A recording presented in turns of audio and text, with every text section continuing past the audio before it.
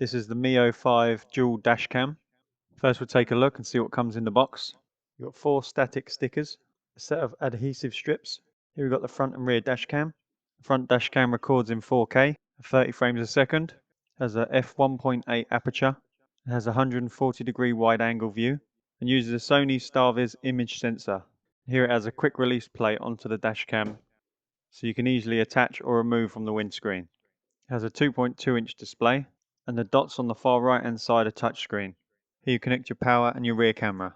Now looking at the rear cam, this records in 2K, which also records in a nice wide angle view at 30 frames a second. Once you've stuck the rear camera in position, you can adjust it. This is the cable you're going to use from the rear cam to the front cam. This is a short cable you use to plug from the dash cam to your PC. This is to help hide the cable. This is the cable you're going to use from the front dash cam into the cigarette lighter whilst using the adapter. What's great, it's got a built-in 128GB eMMC storage, which will allow you to save all the footage from your front and rear dash cam. First we're going to stick on the static sticker onto the windscreen, and the dash cam is going to stick onto the static sticker. And I've decided to mount this behind the rear view mirror. That way it's going to be out of my field of view, and you hear a sound of the dash cam as it turns on. Now I can stick on the front dash cam onto the static sticker inside the marked off area. And it sticks very well, it's definitely not coming off.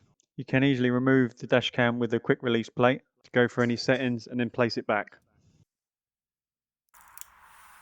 Now we're going to mount the rear camera. First I'm just going to clean the glass, stick this into position. This also sticks really well, and then I can make my adjustments, which also has a nice wide angle view. Then I look to hide the cable.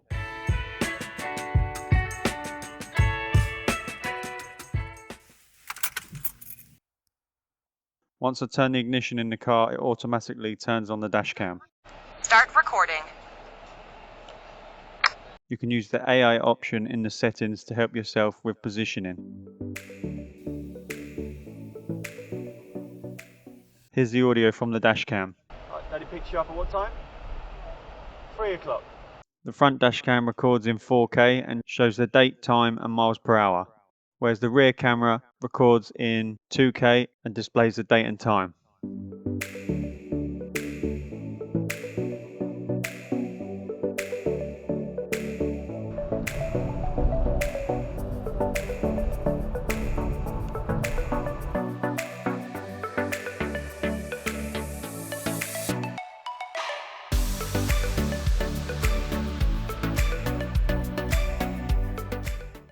Now we're going to look at downloading the Miofive Cam app and just follow through all these steps for the install.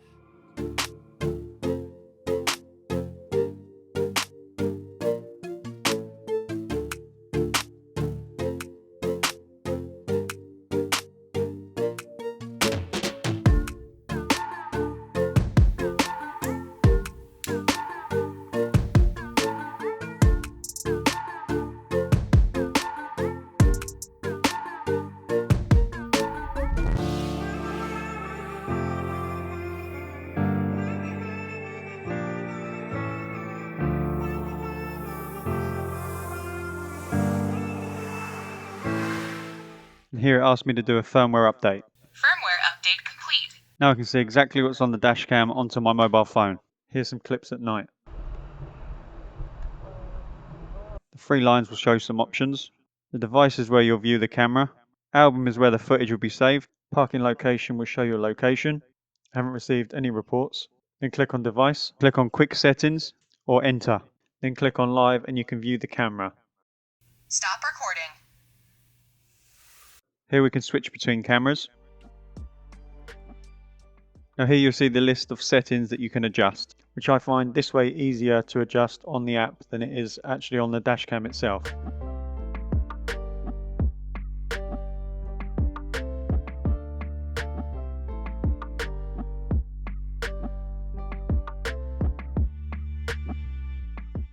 Here you can view your drive mode, and here you can view your location. When you click on album, this will show you all your recording. From here you can scroll through all your footage. You'll see the rear footage on the left hand side and the front cam footage is on the right hand side. Here you can click to download, which will appear in your local folder. You can edit that by pressing the play symbol at the bottom, or you can save it to your photo gallery or share the footage. Pressing the frame toggle will let you go through the footage as a timeline, and the AR toggle will show you speed and miles. You can also check the footage on your PC, plug in the short USB to micro USB cable, and here you can view all your footage, which is saved in an MP4 file. Here you can go through the settings on the dashcam by pressing touchscreen dots on the right hand side. The camera will always record over old footage with the loop record, so there's no issues of a memory being full. The time lapse is speeded up footage. The parking mode can only be used if you purchase the hardwiring kit, which will connect from the dashcam to your battery or fuses in the car.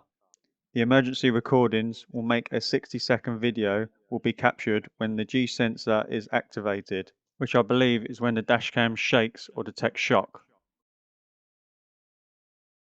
Now I'll show you some more footage from the cameras.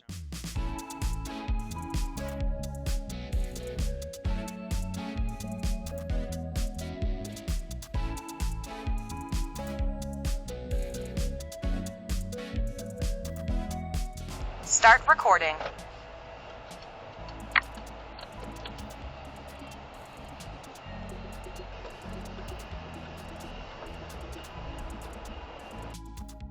I'll leave links and information in the description below.